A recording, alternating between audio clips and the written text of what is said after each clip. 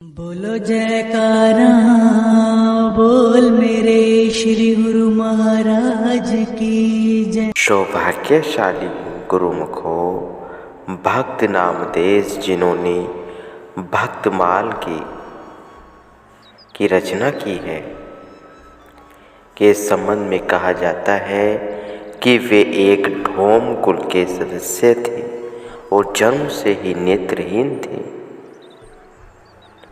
माता पिता ने उन्हें अर्थहीन जानकर जंगल में छोड़ दिया, मगर जाको राखे साइयाँ मार सके न कोई के अनुसार इनकी भी दैनिक शक्ति से रक्षा हुई, जो इस प्रकार है।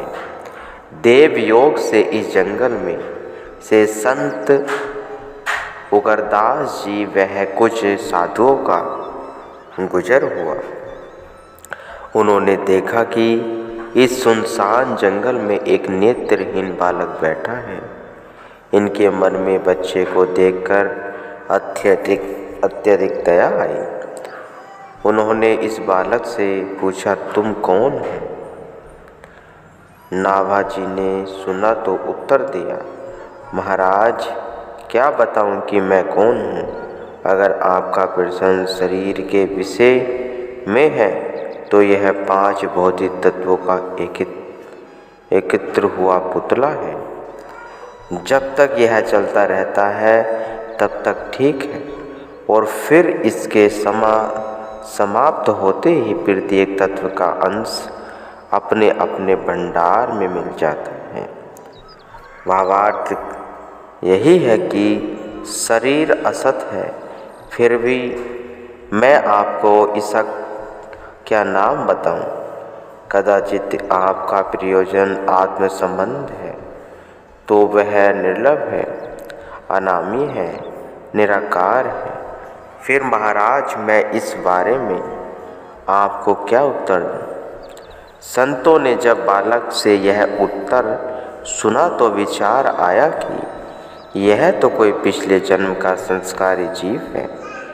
इसलिए उन्होंने बालक को अपने साथ चलने के लिए कहा। उनके कथन को स्वीकार कर नाभाजी संतों के साथ उनके निवास स्थान पर जा पहुँचे।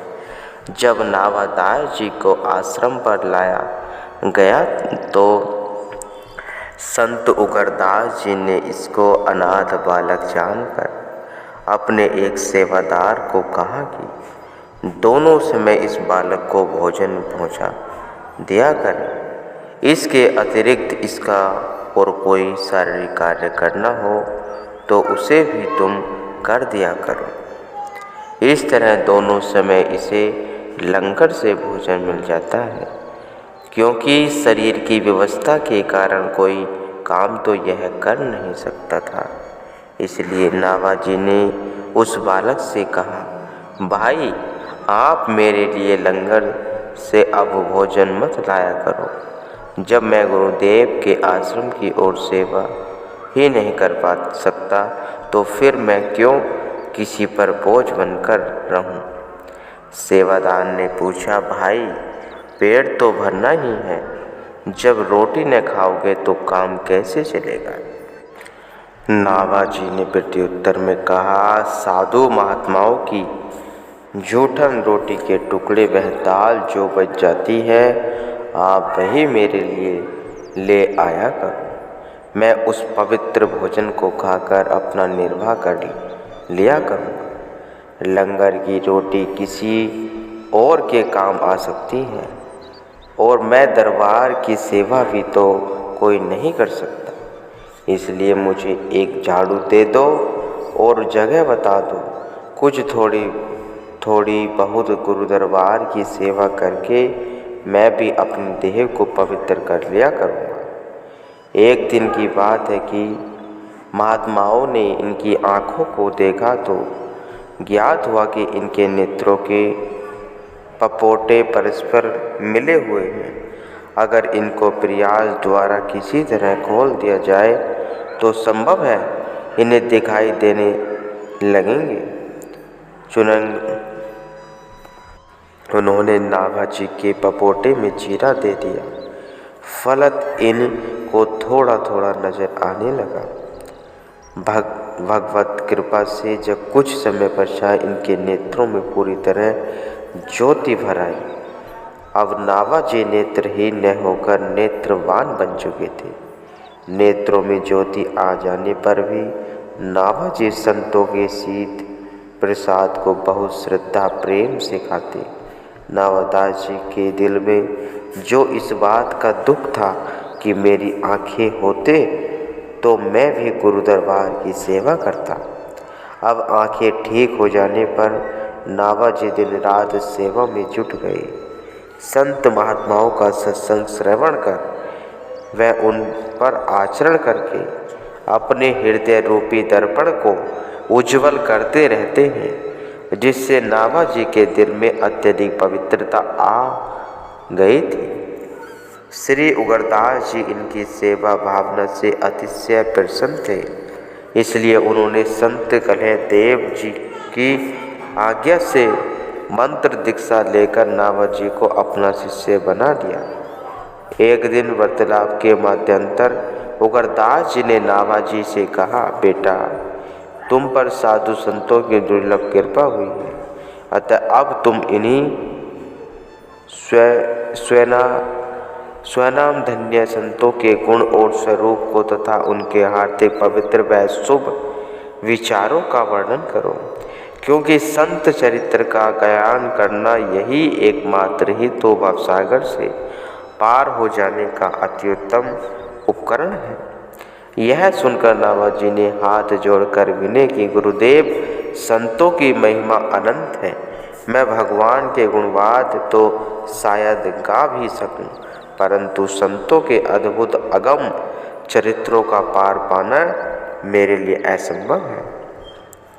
प्रत्युत्तर में गुरुदेव जी ने समझाते हुए कहा, बेटा, जिन्होंने तुम्हें इस स्थान पर पहुंचाया है और तुम्हें नेत्र भी प्रदान किए, वही करुणमय प्रभु तुम्हारे हृदय में बैठकर तुम्हारी दिव्य दृष्टि प्रदान करेंगे, जिससे तुम सरलता से इस कार्य को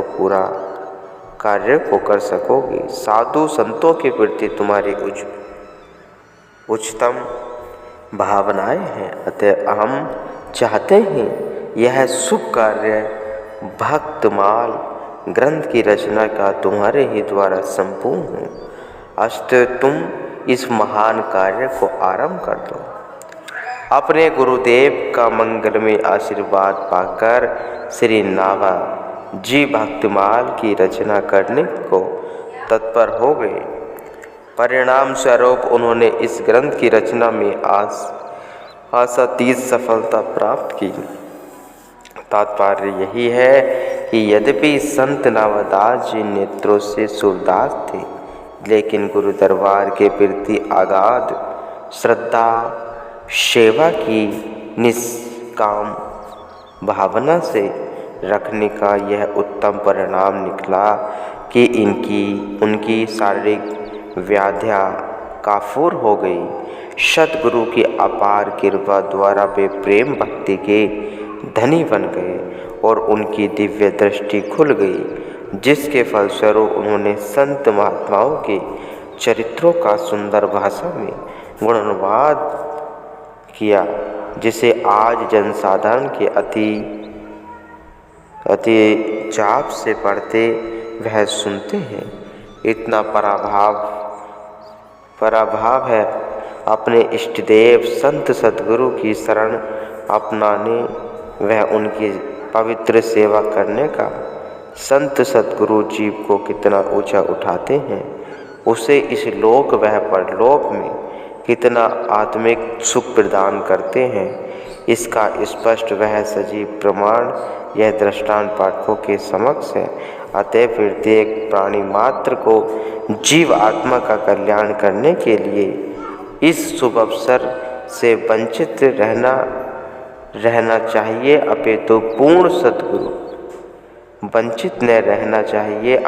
पूर्ण सद्गुरु जी को पवित्र छाया में रहकर आत्मिक शांति प्राप्त करनी चाहिए, जो हमारा वास्तविक उद्देश्य है गुरुमुखो।